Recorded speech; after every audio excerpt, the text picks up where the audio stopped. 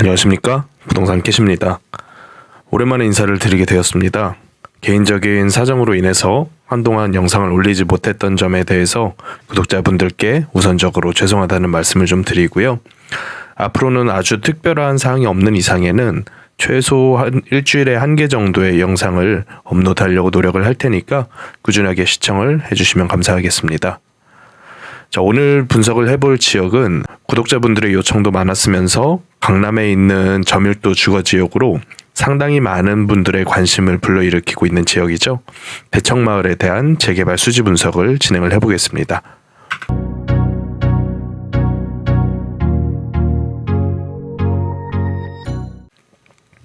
일단 개요는 이렇습니다.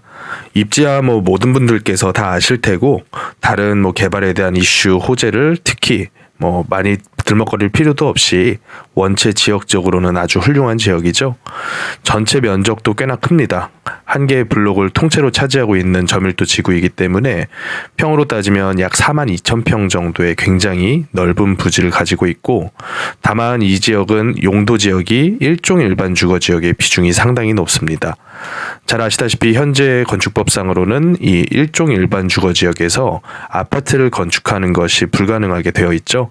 그렇다 보니까 여태까지 이 좋은 노른자 입지를 두고도 쉽사리 정비 사업으로 아파트를 건축하는 데 있어서 진행이 굉장히 어려웠었던 그런 점이 있습니다. 최근에는 개발 사업이 여러 개가 추가가 되면서 이런 추가된 개발 사업을 이용을 해서 여태껏 미뤄왔었던 정비 사업이 본격화될 수 있을 것이냐에 대해서 많은 분들이 관심을 가지고 계시죠. 대략적인 입지 조건으로는 가장 가까운 지하철역은 대청역이고요. 또 자차로는 강남 어디든지 또 서울 어느 지역이든지 편안하게 왔다 갔다 할 수 있는 아주 좋은 지역이라고 보시면 될 것 같아요. 또 주변 편의시설로는 바로 앞에 이 삼성 서울병원이 자리를 해 있고요. 또 동쪽으로 탄천이라던가 또 북쪽으로는 양재천 유수지를 통해서 산책로 이용을 하기에도 굉장히 편리하고요. 또 강남에 있다 보니까 업무지구와의 연계성도 아주 훌륭한 편입니다. 또 개발 이슈들 같은 경우도 빼놓을 수 없을 것 같고요. 여기는 이 일종 일반 주거 지역들을 보시면 이 안에도 지금 상당히 많은 신축 행위들이 이루어진 것을 보실 수가 있고, 또 여기 파랗게 표시되어 있는 물건들은 지금 현재에도 신축 행위가 계속해서 일어나고 있는 지역임을 의미를 합니다. 그래서 현재 신축되는 빌라들의 분양가 수준을 한번 봤을 때 전용 11평이면 이제 방으로는 투룸 정도 사이즈가 되겠죠. 일종 일반 주거 지역이다 보니까 용적률 자체 적용을 100% 내지는 150%까지 받기 때문에 대지 면적이 상당히 넓습니다. 한 9평 정도 대지 면적을 가진 신축 빌라가 현재 분양하고 또 매매되는 가격대가 7억 5천에서 많게는 8억 8천까지 호가를 한다고 보시면 될 것 같습니다. 현재 사업 진행 상황을 한번 살펴보자면 파이낸셜 뉴스에서 2021년 11월 30일에 나온 뉴스 기사를 발췌를 해왔습니다. 강남권에서 도심 공공 주택 복합 사업을 저울주라는 것은 강남구 일원동 대청마을 이후 양재 2동 1, 2구역이 두 번째다. 그래서 대청마을이 우선적으로 이 도심 공공주택 복합 사업, 우리가 지난 편에서 살펴봤었던 3가지 정도의 사업 중에서 3080 플러스라는 이름을 가진 정책에 나와 있었던 복합 사업이죠. 특징으로는 수용하는 형태의 일종의 정부가 진행하는 형태의 사업이라고 보시면 될 것 같고, 민간 재개발하고는 차이가 있습니다. 그래서 대청마을은 도심복합사업 예정지구에 필요한 동의율은 넘겼지만 후보지 사업에서 탈락했다. 그래서 최근에는 신속통합기획, 오세훈 서울시장이 발표했었던 민간 재개발의 일종이죠. 그래서 현재 진행 상황을 보자면 노후도가 높은 지역임에도 외면에서 가중되고 있다는 주민들의 의견, 또 정부가 추진하는 사업 후보지에서 탈락했기 때문에 서울시에서 추진하는 신속통합기획으로 방향을 틀었다는 얘기가 나오고 있습니다. 그래서 현재 공모를 받고 있는 그런 상태이기 때문에 이 공모 후에 본격적인 후보지가 발표가 될 텐데 과연 이 대청마을이 포함될지가 많은 분들이 관심을 가지고 지켜보고 있는 상황인 것 같습니다. 그래서 현재 이 구역별 동의율을 한번 살펴보자면 기본적으로 이 후보지 신청할 수 있는 동의율은 전부 다 넘었다고 보실 수가 있을 것 같고요. 반대파의 동의율이 30%만 넘지 않는다면 해지는 안 되고, 일단 1년이라는 기간을 두면서 66.6%, 그러니까 3분의 2 이상의 동의를 충족을 해오게 되면 신속통합기획으로도 진행을 할 수가 있습니다. 기존에 보여드렸었던 구역들에 대해서 전체 종전 자산에 대한 분석을 한번 수행을 해보겠습니다. 아까 보여드렸었던 넓은 면적에 대한 건축물 수는 800개가 약간 못 미치는 788개 동이 자리를 해 있고요. 평균 경관연수는 꽤나 긴 편입니다. 여기 역시도 신축은 섞여 있지만 다른 지역들과 비교해서도 그렇게 뒤처지지 않는 상당히 노후된 지역임을 우리가 볼 수가 있을 것 같고요. 여기 있는 대지 면적이 워낙 크다 보니까 신속통합기획 혹은 3080 플러스 여러 가지 사업지 대지 면적이 워낙 넓다 보니까 전체 구역을 대상으로 해서 후보지 신청을 한 게 아니라 4개 내지는 5개 정도의 구역으로 임의적으로 이 구역을 쪼개서 후보지 신청을 했었고요. 또 일종 일반 주거 지역이 많이 혼합이 되어 있다 보니까 평균 용적률도 상당히 낮은 편입니다. 조합원 수를 대략적으로 한번 살펴보자면 총 조합원이 2,000명에 약간 못 미치는 정도 수준이고 또 이 중에서 단독주택의 비중이 굉장히 높죠. 아직 미개발된 일종 일반 주거지역 내에 단독주택들이 많이 포함이 되어 있기 때문에 전체 조합원 수 중에서 단독주택이 차지하는 비중이 약 400명 정도, 그리고 나머지는 공동주택이 거의 대부분이라고 보실 수가 있겠는데, 여기는 대지 면적별 주 용도별 대지 면적을 보면 토지를 통으로 가지고 있는 단독주택의 비중이 거의 30%를 넘어서 40% 가까이 될 정도 수준이라고 보시면 될 것 같습니다. 그래서 구역별로 한번 대략적으로 살펴보면 A구역 위치를 잠깐 보여드리면 A구역은 가장 대청역과 가까우면서 삼성 일원 아파트까지 포함되어 있는 구역이라고 보시면 될 것 같아요. 이 A구역을 한번 우리가 보자면 A구역의 건축물 수는 106개, 그리고 대지 면적은 51,473제곱미터, 그리고 평균 경관연수는 30년에 용적률은 122%, 그리고 총 조합원으로는 한 320명가량 된다고 보시면 될 것 같아요. B구역 위치를 다시 보여드리자면 A구역의 바로 동쪽에 인접돼 있으면서 일종 일반 주거지역의 비중이 굉장히 높은 구역이라고 보시면 될 것 같습니다. 그래서 B구역도 그 건축물 수가 180여 개, 그리고 대지 면적은 약 37,000제곱미터, 그리고 경관연수는 약 30년에 달하고요. 여기 보이는 경관연수와 용적률 수준이 거의 모든 구역이 다 흡사한 걸 우리가 확인을 할 수가 있고요.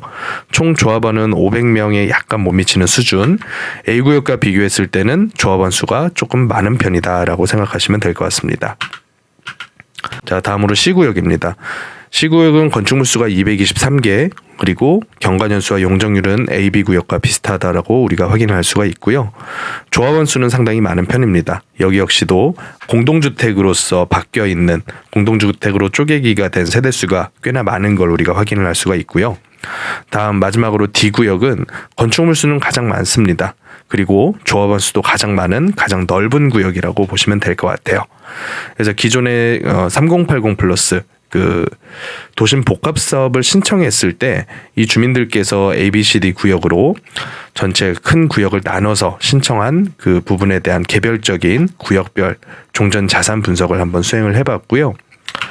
그러면 현재 가격대는 어느 수준인가 우리가 확인을 한번 해보겠습니다. 지금 여태까지 2006년부터 지금에 이르는 가격 추이인데요. 언제부터 본격적으로 가격이 급등을 하기 시작을 했냐면 2020년 후반 그리고 2021년 초반 들어서면서부터 이때가 어느 시기냐면 공공재개발 그리고 3080 플러스 도심 복합사업, 조금 후에는 이제 신속통합기획까지 많은 추가된 개발 사업들이 발표된 시기입니다.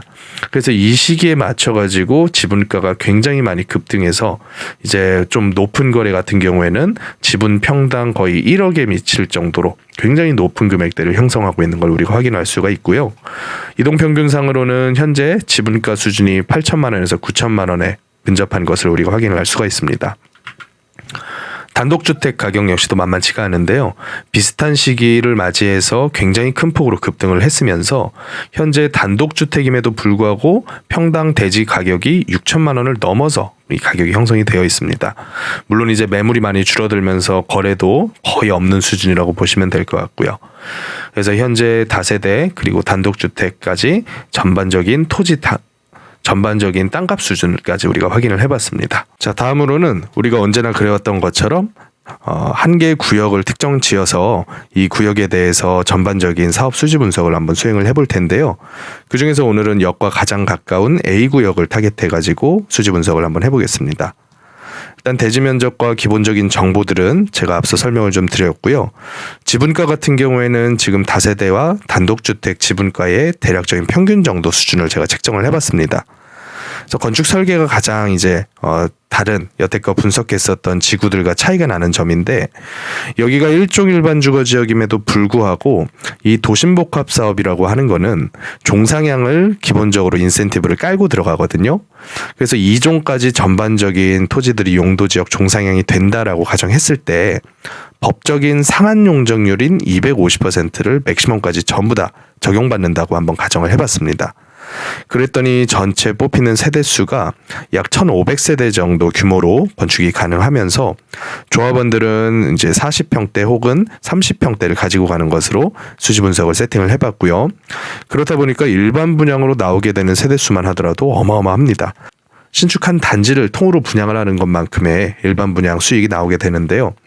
그래서 어려운 부분들은 좀 건너뛰고 분양가 같은 경우에도 공공주도의 사업이다 보니까 거의 특별 공급 위주의 분양가가 형성이 될 것이다 라고 대략적으로 예시를 우리가 한번 짜서 여태껏 강남권에서 분양했던 가격과 비슷한 수준이지만 현재 시세 대비해서는 거의 로또죠. 33평짜리의 일반 분양가가 16억이면 단순히 당첨만 돼도 10억 내외 정도의 차익이 남을 것을 기대할 수 있는 정도의 가격인데, 이 정도 수준으로 분양가를 세팅을 한번 해봤습니다. 그래서 전체 사업 수지 분석으로 봤을 때도 비례율상의 100%를 한참 초과하는 굉장히 높은 수익을 보인다라고 생각하시면 될 것 같아요.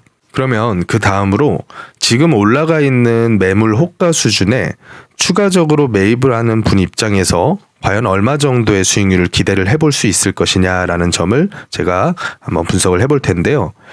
지금 나와 있는 매물 하나를 세팅을 했는데 공급 면적 13.5평, 그리고 전용 11평 내외, 그리고 대지 지분이 상당히 많죠. 일종 일반 주어지기 때문에 지분 10평을 가지고 있는 한 매물이 현재 올라가 있는 호가가 8억 8천까지 올라가 있습니다.